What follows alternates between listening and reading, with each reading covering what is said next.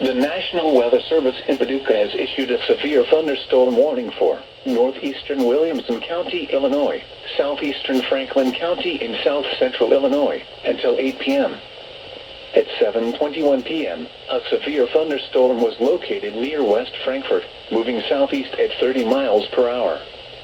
Expected hazards include 60 miles per hour wind gusts and penny-size hail. This is a radar-indicated threat. The following impacts are expected. Expect damage to roofs, siding, and trees. Locations impacted include West Frankfort, Pittsburgh, Thompsonville, Orient, and Hannaford.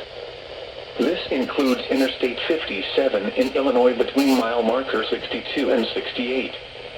Repeating, a severe thunderstorm warning has been issued until 8 p.m. for the following counties in Illinois: Franklin and Williamson.